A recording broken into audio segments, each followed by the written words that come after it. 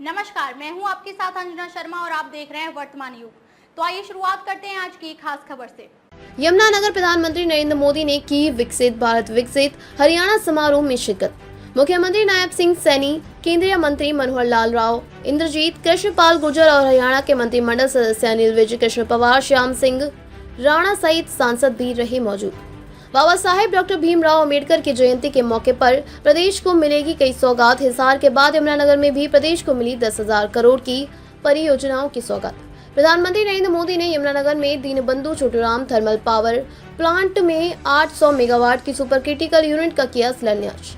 यमुनानगर में गोवर्धन संयंत्र का शिलान्यास और रेवाड़ी बाईपास का भी किया उद्घाटन। Deenbandhu Chhotu Ram thermal power plant Yamunanagar में 800 मेगावाट की तीसरी इकाई का किया शिलान्यास। तीसरी इकाई के निर्माण के लिए 233 एकड़ भूमि का होगा इस्तेमाल। परियोजना का वाणिज्यिक संचालन 48 महीनों के अंदर होगा शुरू। हरियाणा की घरेलू ऊर्जा उत्पादन क्षमता बढ़कर होगी 3,382 मेगावाट। रेवाड़ी बाईपास परियोजना भारतमाला परियोजना के तहत हाइब्रिड इन्यूइटी मोड पर विकसित किया गया। रेवाड़ी शहर के चारों ओर बनाया गया 4 लेन का बाईपास। NH 352 जंक्शन से शुरू होकर नारनौल की दिशा में NH 11 से जुड़ता है बाईपास। गोवर्धन संयंत्र यमुनानगर में गोवर्धन संयंत्र का भी प्रधानमंत्री नरेंद्र मोदी ने किया शिलान्यास।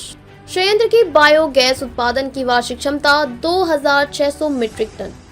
संयंत्र में सालाना 45,000 मीट्रिक टन ठोस अपशिष्ट का वैज्ञानिक ढंग से होगा निपटान।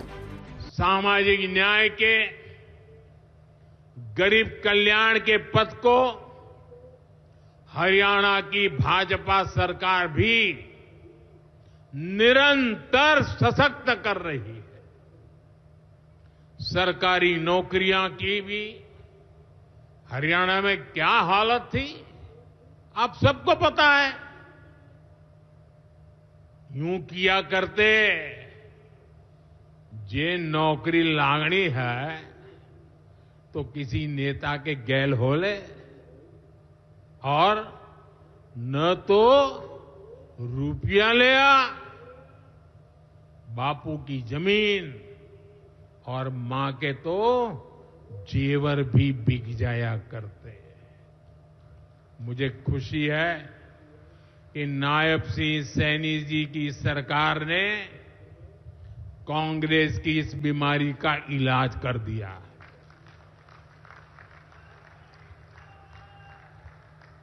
बिना खर्ची, बिना पर्ची के नौकरियां देने का जो ट्रैक रिकॉर्ड हरियाणा का है वो अद्भुत है।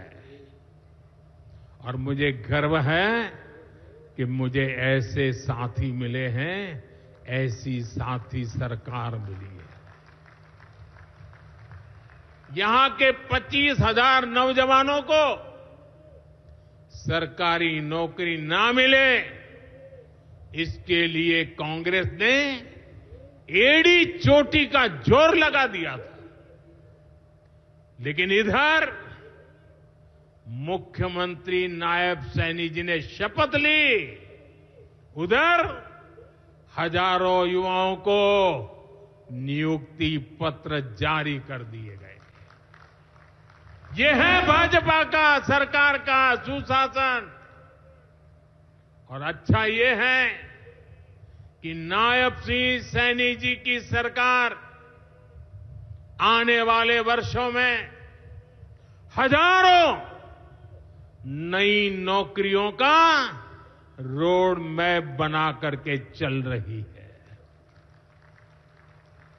साथियों, हरियाणा लगातार तीसरी बार डबल इंजन सरकार के विकास की डबल रफ्तार को देख रहा है।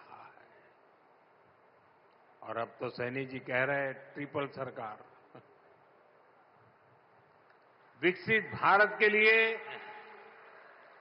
विकसित हरियाणा,